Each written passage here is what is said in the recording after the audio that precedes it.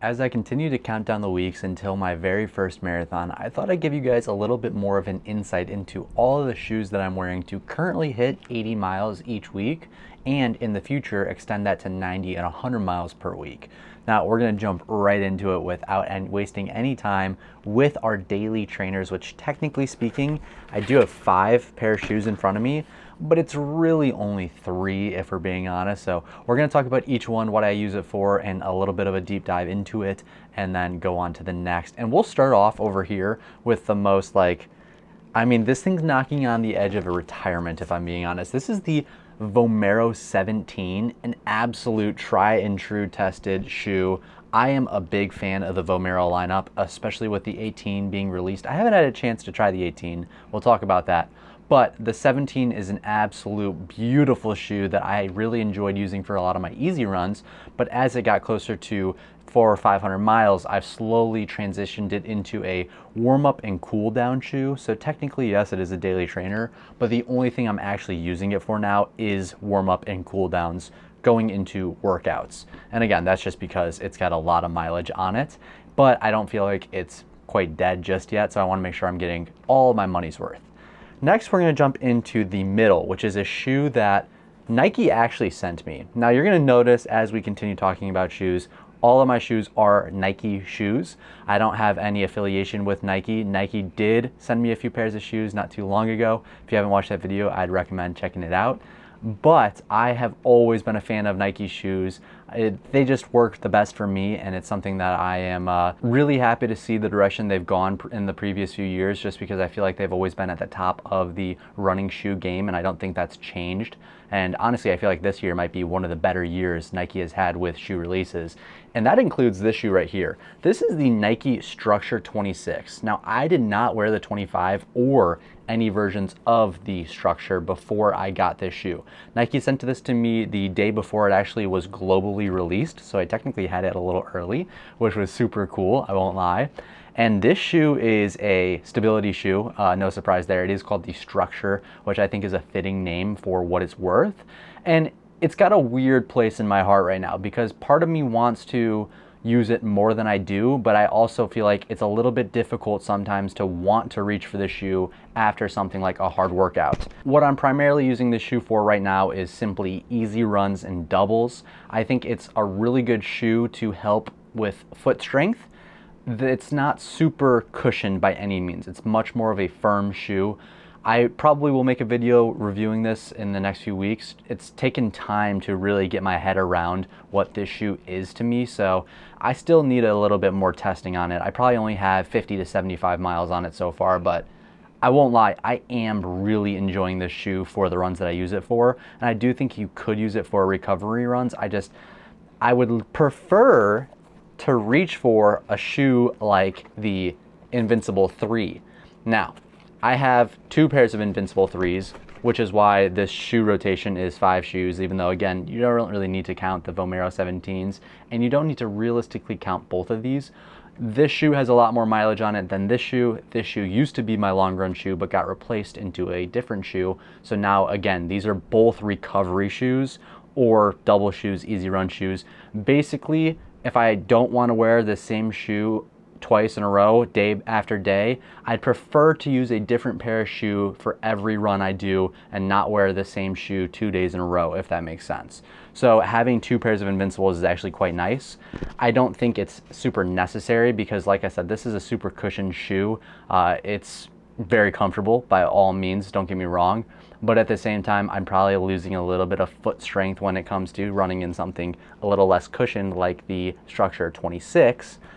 Going for, reaching for a pair of Invincible 3s, it's a guilty pleasure of mine, let's put it that way. Like, I would love to run all my runs in the Invincible 3s or a shoe that we're going to talk about next, but at the same time, it is really good to get out of a very cushioned shoe like this into something more like this, or perhaps a pair like Pegasus or Vomeros, a little less cushion, but still not, gonna hurt the legs by any means. So I use these shoes, like I said, for all my recovery runs. The day after a hard workout or per se like a long run, these are the shoes I'm gonna always be reaching for, unless I get another pair of the Vomero Plus. This is currently my favorite shoe that I've ever worn.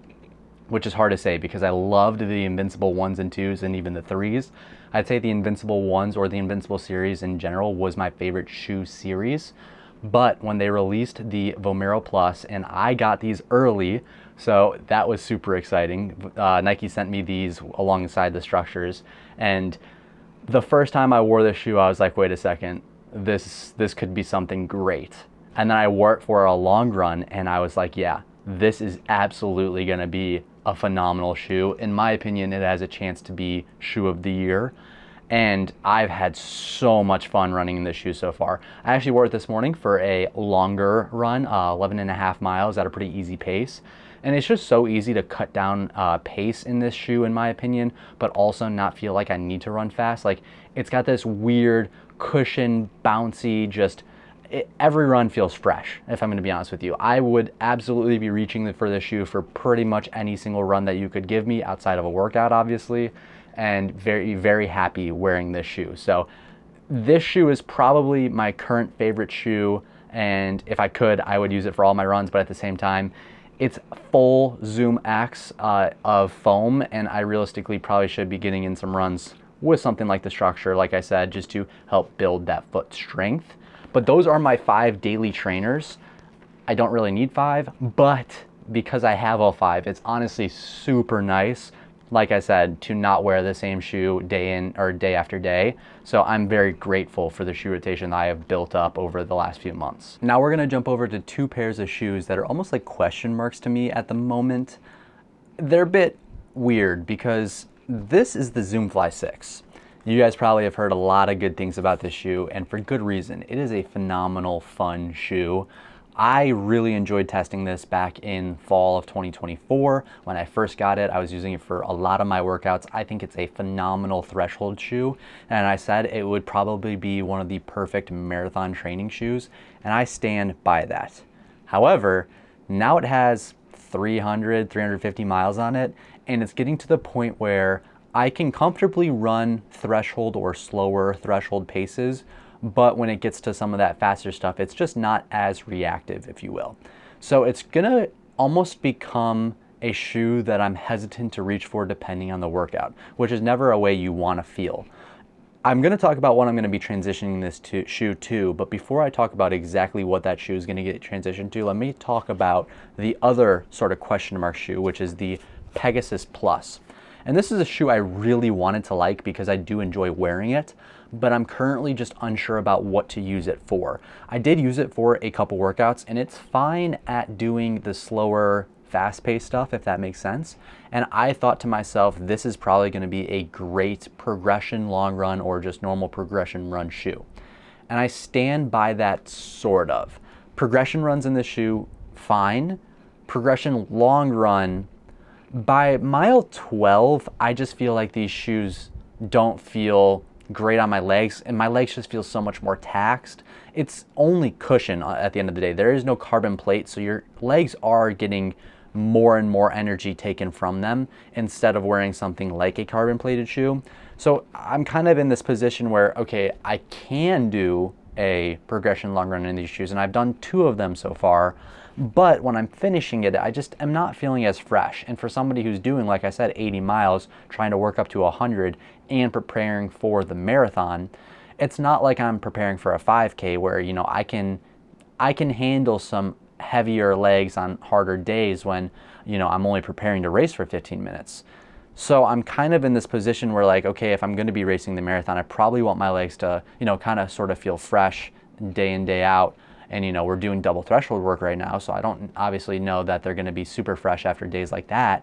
But at the same time, if they're taking a toll during a harder long run, maybe the move would be to transition the Zoomfly 6 to progression long runs. I don't do them super often, granted, but I do get them occasionally, and I love when I do because it's one of my favorite workouts. Well, workouts. I love long runs. That's my favorite run.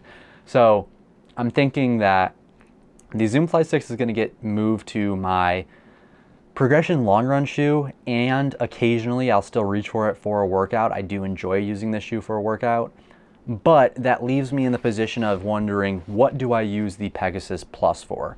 And I'm also thinking that it could just be a really good warm-up cool-down shoe. It is pretty reactive, like I said, and sometimes in my warm-ups I like to pick it up during the last like mile or two, just for, you know, trying to get the legs turning over, get ready to go into like static and dynamic stretches.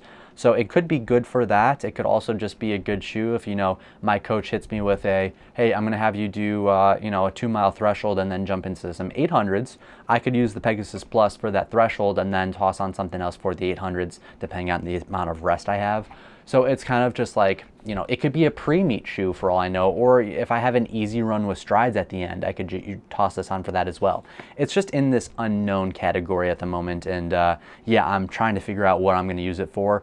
Again, like I said, it's a shoe I really want to like because I do enjoy putting it on and I feel good wearing it, but at the moment it just is, it's up in the air what I should be using it for, and that's really, you know, never a good sign. So yeah, these are going to be long progression runs, progression long runs, and these I'm just gonna have to kind of slowly figure it out, and maybe they'll just be easy day shoes. They do have ZoomX foam, but it's not super soft and reactive. I think this could definitely be helpful with trying to build some of that foot strength back up, just because they are quite a bit lighter and not nearly as cushioned. And now we get into the fun part. We're gonna have our workout shoes and race shoes, because some of my shoes I use for both, and we'll talk about that a little bit as we go. But my very first workout shoe that I'm going to be discussing is the original Streakfly 1. This is a non-carbon plated shoe, but it's fast. It's probably the lightest of the three. Probably the lightest. I'm not sure that it is. I don't know the actual weight on them. I'd have to probably wear them all and try to figure it out, or just put them on a scale, I guess. But yeah, this thing is freakishly fast, especially for not having a carbon plate. I wouldn't think it's faster than the Streakfly 2s. Those things look insane, and I do really want to get my hands on a pair. But I love these shoes. These are my favorite, were my favorite workout shoes. We'll talk about that in a second. But I freaking just love putting these on. I love feeling fast. I love that I know I'm getting in a solid workout without a carbon plate. It just helps me mentally, because I know when I put on a carbon plated shoe, it's just gonna feel that much better and that much snappier. So I use these for all my interval work. Well, to be fair, I use this for most of my interval work, but these are getting pretty high in mileage now. They're probably around 300, 350 miles. I probably only have a few more workouts in these where I'm like still comfortable, and then we'll see what happens. They might just turn into a warm-up cool-down shoe like some of the others. But at the moment, they're still kicking. And we're gonna move over to what's my new workout shoe, which is the Vaporfly 2. Now, a lot of you guys know this is one of the best shoes ever made. I actually didn't like this shoe as much as I do the Streakfly, but it is a fantastic shoe to wear and rock some workouts in. So it's not like I don't like it. I just felt like I was more comfortable in the Streakfly, but at the same time, I would never race in the Streakfly over the Vaporfly. Just a level of comfort is a little bit different than how fast I actually feel in them. So yeah, this was my primary racing shoe until recently, but I'm starting to now slowly transition this into more of a workout shoe, and it does have around maybe 100 miles on them. So I think I have comfortably another 100 to 150 miles of, you know, prime solid workouts with this shoe before I have to worry about, you know, what I'm gonna do with it. So right now this is, you know, basically my primary workout shoe, especially for double threshold work. I'll put this one on in the morning, and then in the afternoon for double thresholds, I've actually just started to implement this, the Vaporfly 4, which was sent to me by Nike. Again, shout out to Nike, man. I freaking love this company. They sent me this pair of shoes with the other two. Technically, they sent me a fourth pair of shoes that I actually gave to Johnny Key because they were a size too big, but we'll talk a little bit more about that with the next shoe. These are the Vaporfly 4s. These are currently my favorite workout shoe that I've ever worn. They are insane. They feel super fast, and they have a really soft cushion. I shouldn't say really soft, but just a very comfortable cushion. They feel better than the Vaporfly 2s in my opinion, and they feel faster. I don't know how they did it, but this shoe is just literally insane. I've only worn it for one workout, and it was instantly my favorite shoe that I've ever worn for a workout. So this is my second double threshold shoe, the afternoon session, if you will. I'd really prefer to toss these on, and it also doubles as my racing shoe. Anything from 5K up to half marathon, I will be using this shoe. and you know, or anything shorter, to be fair. I don't think I'll race anything shorter, but yeah, this is going to be my primary racing shoe, and that is solely because I don't want to put miles on my main racing shoe, my marathon racing shoe. You guys probably already know this, but it is the Alphafly 3. I actually have different laces in this shoe. These are the Streakfly OG laces, which this is how I got shoes from Nike to begin with. It's a whole long story. But that's why I had an extra pair of Streakflies that weren't in my size, because they sent me them to give me laces to put in my Alphaflies. Could not be more appreciative. Shout out to Nike. And yeah, this is my main racing shoe, my marathon racing shoe. I haven't even put a single mile on these yet. I need to, just to try to break them in and get a feel for what these are going to feel like going into the marathon, because I think racing a marathon in a brand new pair of shoes that I've never worn Alphaflies for racing, probably isn't going to be the best for my legs. 26.2 miles probably isn't going to be the best for my legs regardless, but yeah, I'll probably do a workout or two, maybe a long run in these shoes before the marathon itself. But otherwise, these are going to be fresh going into the marathon, just the way I like it.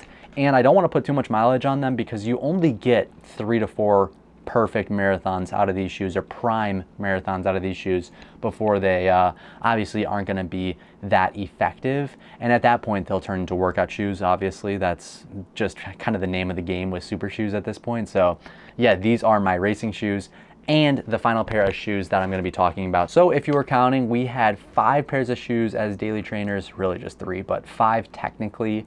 2 pairs of question mark shoes, which makes us 7, and then another 4 for racing and workouts, which puts us at 11 pairs of shoes in a week rotation. Obviously, I'm not wearing all 11 every single week. Some weeks I might only wear 5. You just really never know. I try to really space out how many I'm using though, so like I said, I don't have to wear them back-to-back days, and I think that just extends the life of the shoe. It allows the foam to reset. It's giving them a rest day. Just like your legs, your shoes also need to rest. So that's why I try to do what I do and try to have a lot of shoes in my rotation. You do get, I think, a little bit extra out of them in that sense. So that's just my ideology behind it. At the very least, I always get 500 miles out of all my shoes. It's worked pretty well. It's pretty solid game plan if you ask me, but you know, let me know what you guys think about the shoe rotation. I'm very curious to see what you guys think. There are some shoes I'd like to get still. I want a pair of the Vomero 18s. That's probably the next shoe that I would end up getting, if I'm being honest, and the Streakfly 2s. Really excited for that. But you know, the Vomero Premium is also coming out in maybe early to late October, if I'm not mistaken. So I want to get my hands on a pair of those as well. It's such a great day. It's such a great year. It's such a great time to be a Nike fan when it comes to running shoes. There's so many options and there's so many different types of runners. You just really can't go wrong choosing just about any of the shoes. Find a pair that fits for you and go from there. But that being said, I hope you guys enjoyed this video. Like I said though, if you have any comments, questions, or concerns, drop them down in the comment section down below. I'll do my best to get to all of them. Take care, love all things. I'll see you guys next time. Peace out. Look at these freaking shoes, man. These are awesome.